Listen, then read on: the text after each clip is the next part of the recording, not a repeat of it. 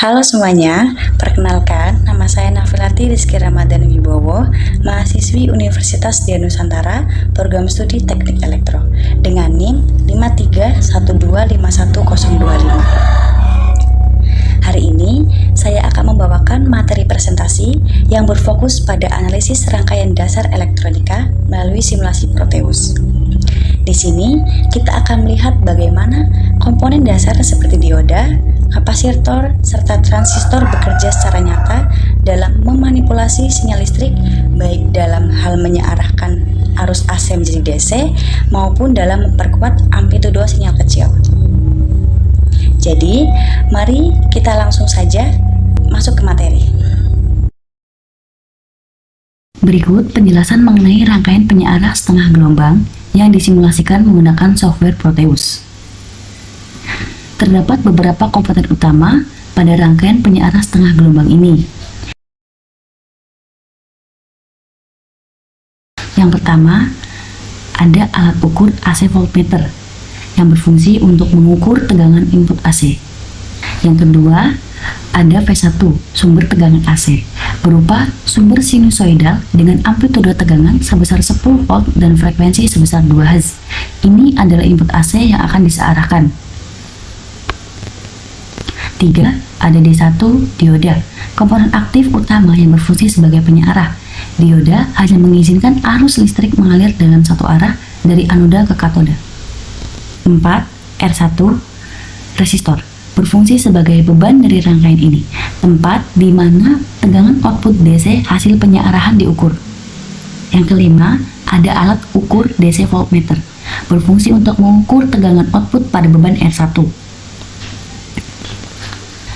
Terakhir, ada alat ukur osiloskop, digunakan untuk melihat bentuk gelombang. Channel A terhubung ke input AC sebelum dioda, dan channel C terhubung ke output setelah dioda. Rangkaian penyearah setengah gelombang ini bekerja memanfaatkan sifat dioda dalam dua kondisi siklus AC. Yang pertama, siklus positif. Ketika polaritas input AC berada pada siklus positif, terminal atas V1 menjadi positif terhadap terminal bawah. Kondisi ini membuat dioda 1 mendapatkan forward bias atau bias maju. Dioda akan bertindak seperti saklar tertutup, sehingga arus listrik dapat mengalir melewati D1 menuju beban R1. Hasilnya, tegangan pada R1 akan mengikuti bentuk gelombang input siklus positif lolos. 2. Siklus negatif. Ketika polaritas input AC berbalik ke siklus negatif, terminal atas V1 menjadi negatif terhadap terminal bawah. Kondisi ini membuat dioda D1 mendapatkan reverse bias atau bias mundur. Dioda akan bertindak seperti saklar terbuka, sehingga tidak ada arus yang mengalir ke R1. Hasilnya, tegangan pada beban R1 menjadi 0 volt. Siklus negatif dihilangkan.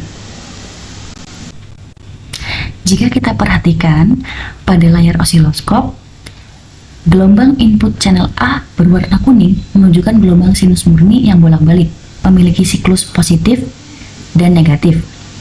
Sedangkan gelombang output channel C berwarna merah menunjukkan hasil penyearahan setengah gelombang, hanya menyisakan bagian siklus positif, sedangkan bagian siklus negatif menjadi garis lurus datar bernilai 0.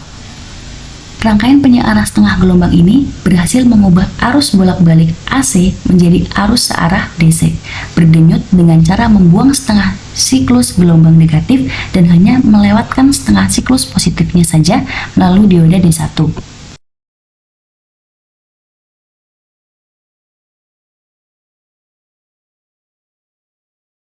Berikut penjelasan mengenai rangkaian penyearah gelombang penuh menggunakan transformator center tap (CT) yang disimulasikan dengan software Proteus. Rangkaian ini memanfaatkan trafo khusus untuk membalik fase tegangan agar kedua siklus AC dapat dimanfaatkan menjadi DC. Berikut beberapa komponen pada rangkaian penyearah gelombang penuh menggunakan transformator center tap (CT).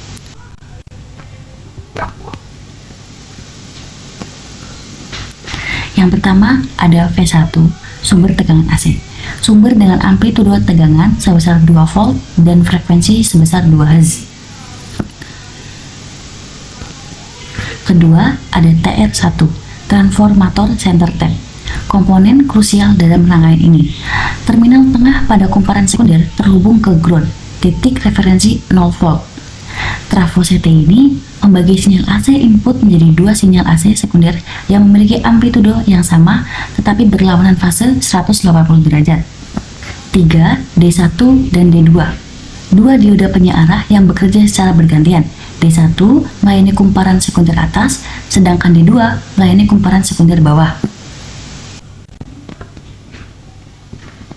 4. R1 resistor berfungsi sebagai beban rangkaian tempat mengalirnya arus DC hasil penyearahan. 5. Alat ukur DC voltmeter berfungsi untuk mengukur nilai rata-rata tegangan DC pada beban R1. Terakhir, ada alat ukur osiloskop. Channel B berwarna biru terhubung ke terminal atas sekunder trafo input D1. Channel C berwarna merah terhubung ke beban R1 untuk melihat bentuk gelombang output DC. Sinyal AC pada kumparan sekunder atas dan bawah selalu berlawanan fase. Prinsip kerjanya dibagi menjadi dua kondisi. Yang pertama, kondisi siklus positif input AC. Pada siklus ini, terminal sekunder bagian atas bernilai positif, sedangkan terminal sekunder bagian bawah bernilai negatif terhadap titik center tap atau ground.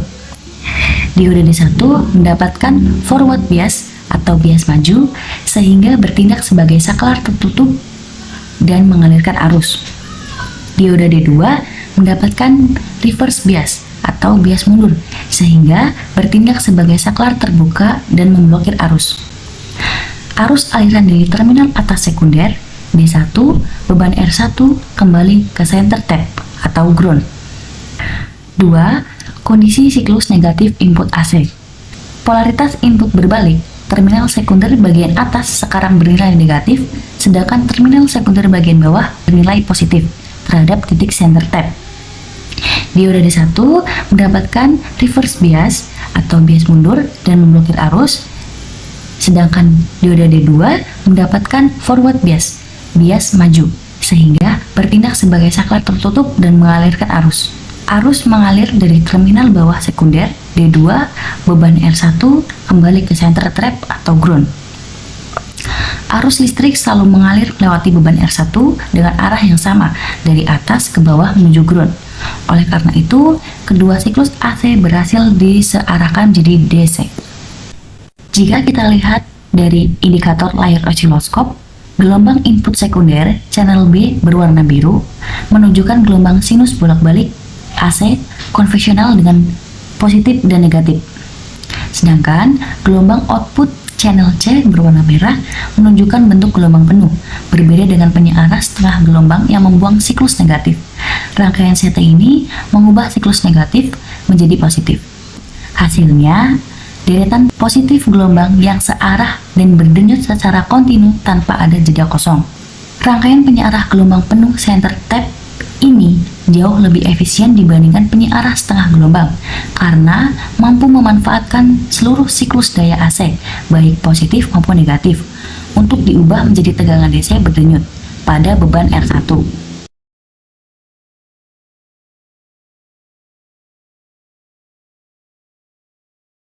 Berikut penjelasan mengenai rangkaian penyearah gelombang penuh dengan sistem jembatan yang disimulasikan menggunakan software Proteus.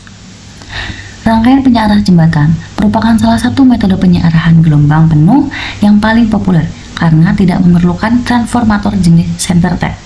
Terdapat beberapa komponen-komponen penyusun pada rangkaian ini.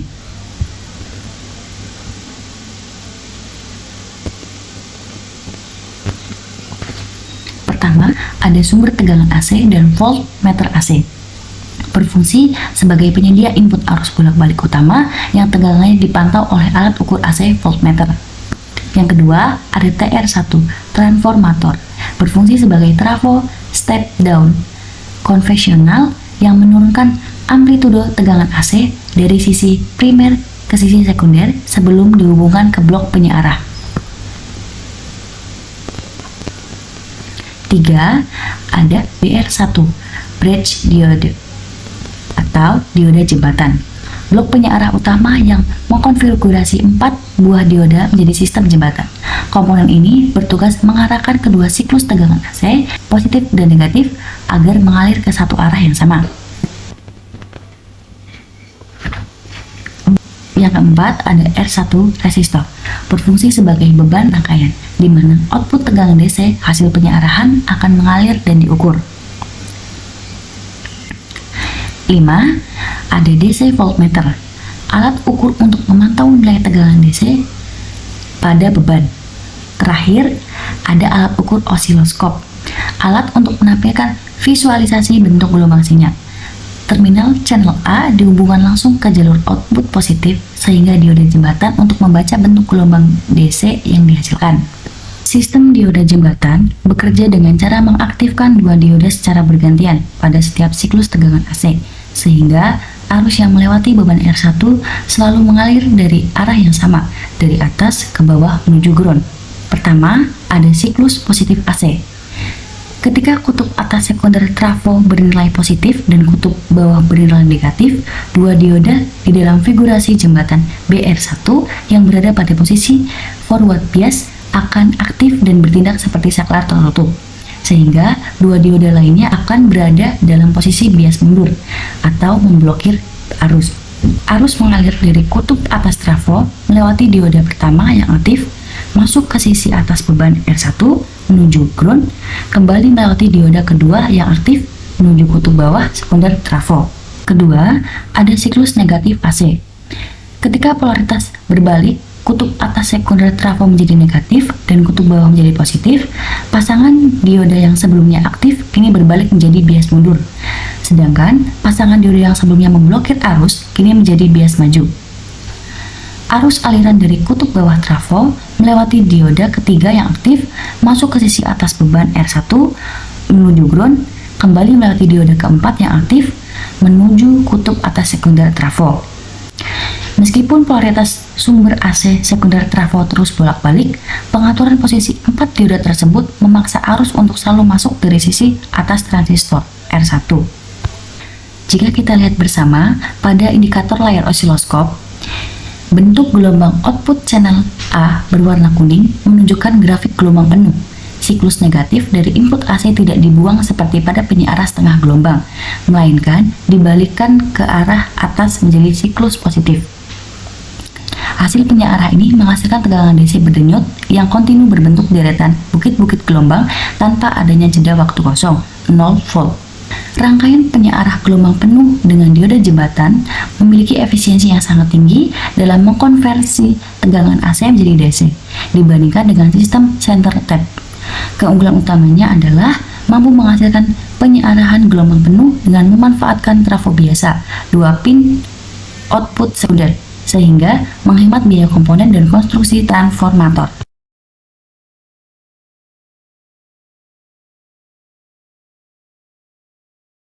Berikut penjelasan mengenai rangkaian penyearah gelombang penuh sistem jembatan yang dilengkapi dengan filter kapasitor menggunakan software Proteus. Rangkaian ini merupakan sistem power supply DC konvensional yang terdiri dari beberapa komponen utama.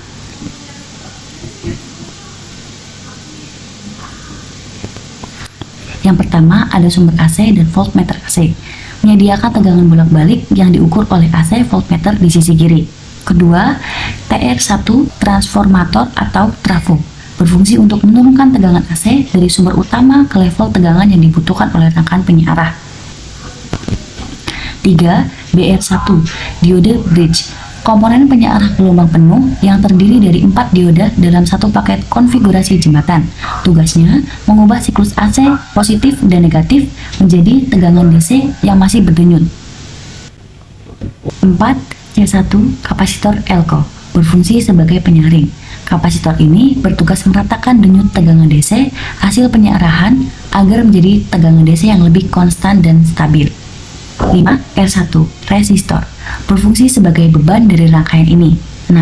Ada alat ukur DC voltmeter, berfungsi untuk mengukur nilai tegangan DC rata-rata yang dihasilkan setelah melewati filter kapasitor. Terakhir, ada alat ukur osiloskop, digunakan untuk memonitor bentuk gelombang. Channel A memonitor output langsung dari penyearah jembatan sebelum filter. Channel B dan C memonitor proses pengisian atau pengosongan filter dan output tegangan pada beban. Kapasitor bekerja berdasarkan prinsip penyimpanan muatan listrik. Berikut tahapan cara kerja penyearah yang dilengkapi filter kapasitor. Pertama, proses pengisian muatan. Ketika tegangan output dari dioda jembator bergerak naik menuju nilai puncak, arus listrik akan mengalir untuk menyuplai beban sekaligus mengisi muatan pada kapasitor C1. Kapasitor akan terisi dengan sangat cepat hingga mencapai tegangan maksimumnya. Kedua, proses pengosongan muatan. Ketika tegangan output dari dioda jembatan mulai turun menuju titik nol, kapasitor C1 akan melepaskan muatan yang disimpannya ke beban R1. Karena kapasitor menahan penurunan tegangan ini, tegangan pada beban tidak akan langsung jatuh ke angka 0, melainkan turun secara perlahan mengikuti konstanta waktu. Terakhir, siklus berikutnya. Sebelum tegangan kapasitor turun terlalu jauh, puncak gelombang penuh berikutnya dari dioda jembatan sudah datang kembali untuk mengisi ulang kapasitor C1. Proses ini berulang secara terus-menerus. Sebelum diberi filter, output dari bridge receiver berbentuk gelombang penuh yang berdenyut kasar dari 0 ke nilai puncak, lalu kembali ke 0. Setelah diberi filter, gelombang DC yang dihasilkan menjadi jauh lebih rata dengan menyisakan sedikit riak kecil yang disebut tegangan riak, ripple voltage. Semakin besar nilai kapasitas, maka tegangan riak akan semakin kecil, dan output DC yang dihasilkan akan semakin mendekati garis lurus sempurna, DC murni. Penggunaan filter kapasitor secara signifikan meningkatkan nilai tegangan yang terbaca pada DC voltmeter. Tegangan tidak lagi dihitung berdasarkan nilai rata gelombang sinus, melainkan mendekati nilai puncak tegangan, dikurangi sedikit tegangan riak.